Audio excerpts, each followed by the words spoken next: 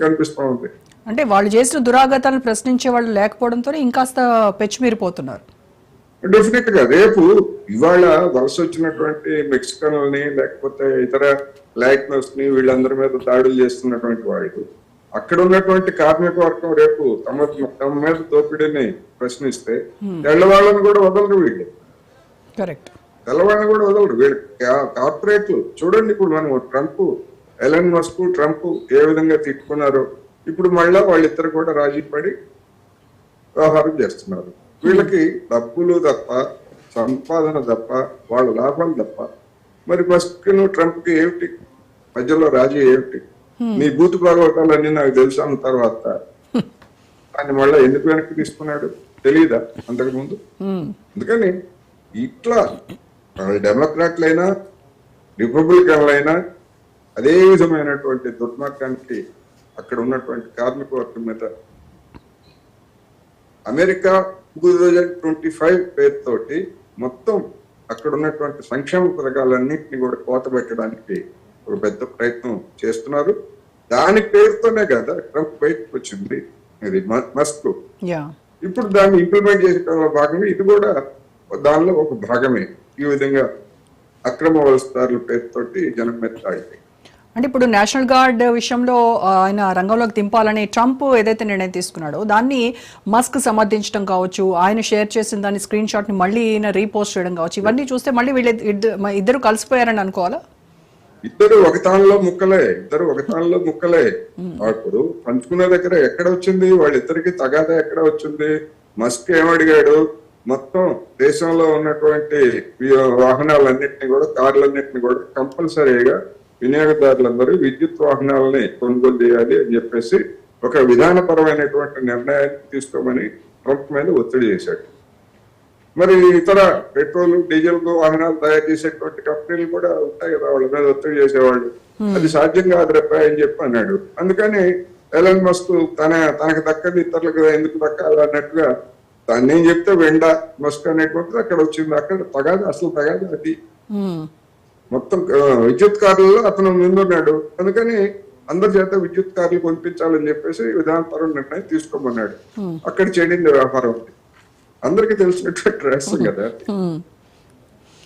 Yes. ఇప్పుడు మరి California legal fight ఎలా ఉండబోతుంది అంటారు? న్యూసమ్, డెమోక్రాట్స్ వీళ్ళు ట్రంప్ చర్యలపై కేసు ఫైల్ చేశారు. మరి అంటే గెలిచేటువంటి అవకాశాలు ఉన్నాయంటారా వాళ్ళు? చెప్పలేము. ఎందుకంటే ఇప్పుడు న్యాయస్థానాల గురించి మనకి తెలియదు ఏం లేదు. ఎక్కడ ఎవరు పాలకవర్గం ఉంటే, ఎవరు పాలకులుగా ఉంటే వాళ్ళ కన్సర్న్లోనే న్యాయస్థానాలు లేదా న్యాయమూర్తులు కూడా పనిచేస్తుంటారు అనేది మనకి తెలిసిందే. ఇప్పుడు పన్నుల విషయంలోనే ఒక న్యాయస్థానం కుదరదు అంటే ఇంకో న్యాయస్థానం కుదురుతుంది అని చెప్పేసి ఇచ్చింది మనం చూసాం కదా. అందుకని మ్యానిపులేట్ చేస్తారు. ఇప్పుడు న్యాయమూర్తులను కూడా నియమించేది వీళ్ళే. ప్రధానంగా పాలక వర్గాల కన్సర్న్లోనే అన్ని వ్యవస్థలు పనిచేస్తాయి. ఇది పోలీస్ అయినా, న్యాయ వ్యవస్థ అయినా, మరొకటైనా అంతే తప్ప. కాకపోతే మనకి మిగతా అమెరికాకి లేదా ఐరోపా దేశాలకి కొంచెం తేడా ఉన్నమాట వాస్తవం. వాళ్ళు కొన్ని విషయాల్లో కొంత లిబరల్ గా, కొంతమంది న్యాయమూర్తులు ఉద్యోగాలు పోయినా సరే అని చెప్పేసి కొన్ని తీర్పులు ఇచ్చిన మాట వాస్తవం. కానీ అల్టిమేట్ గా మొత్తం మీద చూసినప్పుడు ప్రభుత్వం ఏది తలుచుకుంటే దానికి మద్దతు ఇవ్వడం తప్ప మరొకటి లేదు. లేకపోతే వాళ్ళని తీసేస్తారు. మనకంటే ఈజీ కదా ఇక్కడ అమెరికాలో న్యాయమూర్తులను తొలగించడం. ఇటు ట్రంప్ కూడా అదే చేస్తాడు. మనకు మొత్తంగా వ్యతిరేకంగా వచ్చినప్పుడు మొత్తం అందరినీ కూడా న్యాయమూర్తులను పీకేస్తాడు. ఓకే. సో ఏదైనా జరగచ్చు అంటారు? ఏదైనా జరగదు. అయితే ఇప్పుడు ట్రంప్ రోజుకు 3,000 మందిని అరెస్ట్ చేయాలి అనేటువంటి ఒక టార్గెట్ ఏదో ఫిక్స్ చేసుకున్నట్టున్నాడు. రోజుకు 3,000 అరెస్టులు జరగాలి అని ఆర్డర్స్ కూడా పాస్ చేశారు. అంటే ఇలాంటి నిర్ణయంతో దేశవ్యాప్తంగా ఇమ్మిగ్రేషన్ విధానంపై ఎలాంటి ఎఫెక్ట్ పడుతుందంటారు? ఇమ్మిగ్రేషన్ ఒక లెక్క ప్రకారం అక్కడ దాదాపు 3.5 కోట్ల మంది ఉద్యోగులు, అదే కార్మికులు ఉన్నారు అనుకుంటే అందులో 18% మంది వరకు ఇమ్మిగ్రెంట్స్ ఉన్నారనేటువంటిది ఒక లెక్కలు చెప్తున్నాయి. ఇంకా మొత్తంగా జనాభా మొత్తంగా చూసుకున్నప్పుడు దాదాపు 7-8 కోట్ల మంది ఉన్నారనేటువంటిది మరొక లెక్కలు చెప్తున్నాయి. మరి 7-8 కోట్ల మందిని రోజుకు 3,000 చొప్పున లేదా ఎట్లా ఎంతమందిని అరెస్ట్ చేస్తారు? అరెస్ట్ చేసి ఎక్కడ పెడతారు? ఇప్పటికే జైళ్ళన్నీ టికెట్లు అయిపోతుంటాయి కదా. అమెరికాలో ప్రైవేట్ జైల్స్, అక్కడ గవర్నమెంట్ జైల్స్ తో పాటు ప్రైవేట్ జైల్స్, అదొక పెద్ద బిజినెస్. ప్రైవేట్ వాళ్ళు జైలు నిర్వహణ అనేటువంటి తోటి గవర్నమెంట్ దగ్గర డబ్బులు తీసుకొని అదొక పెద్ద బిజినెస్, అదొక కార్పొరేట్ బిజినెస్. అది ఎక్కడ పెడతారు వీళ్ళందరినీ? జైలులో పెట్టి వీళ్ళందరినీ ఎట్లా పోషిస్తారు? ఏం చేస్తారు? అంటే అమెరికా మొత్తాన్ని ఒక జైలుగా మారుస్తారా? ఓపెన్ జైలుగా మారుస్తారా? ఇది సమస్య. యా, ఇప్పుడు జరుగుతున్న ఈ ఆందోళనలు అంటే మనము లాస్ ఏంజల్స్ని ఒక శాంక్చురీ సిటీ అని చెప్తాము. దానిపైన ఎలాంటి ఈ ఘర్షణలు ఇవన్నీ చూస్తే మీకేమనిపిస్తుంది? దానిపైన ఎలాంటి ఎఫెక్ట్ ఉంటుందంటారు? ఒక లాస్ ఏంజల్స్ అనే కాదు, మొత్తం అమెరికా నగరాల మీద లేదా అమెరికా మధ్యనే ఈ విధంగా ఒక ఎఫెక్ట్ పడుతుంది. ఎందుకంటే అమెరికాలో పెట్టుబడులు పెట్టాలన్నా లేదా అమెరికాకి రావాలన్నా ఇంకోటి రావాలన్నా, ఇప్పుడు నా అభిప్రాయం ప్రకారం ఏంటంటే ఈ ట్రంప్ ఈ విధమైనటువంటి చర్యలతోటి అక్కడ ఉన్నటువంటి కార్పొరేట్లు కూడా అంగీకరించరు. ఒక అంచనా ప్రకారం ఏంటంటే రాబోయేటువంటి 10 సంవత్సరాల్లో ఈ అక్రమ వలసదారులు, అన్డాక్యుమెంటెడ్ వర్కర్స్ అని ఎవరైతే చెప్తున్నారో వీళ్ళ వల్ల జీడిపికి వచ్చేటువంటి మొత్తం $7 ట్రిలియన్ ఉంటుందని.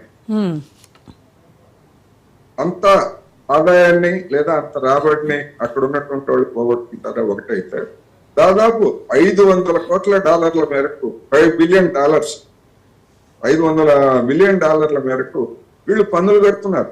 ఎందుకంటే వీళ్ళు కూడా కొనుగోలు చేస్తారు కదా, వస్తువులు కొనుగోలు చేసినప్పుడు ఏదో ప్రభుత్వం పనులు చేస్తారు. అదేవిధంగా వీటికి చెల్లించేటువంటి పన్నులు, వేతనాల నుంచి. అందుకని వీళ్ళ కంట్రిబ్యూషన్ కూడా తక్కువేం కాదు. అన్నిటికంటే మించి అనఫిషియల్ గా చేయించుకునేటువంటి వర్క్ తోటి కార్పొరేట్లకి లాభం ఎక్కువ.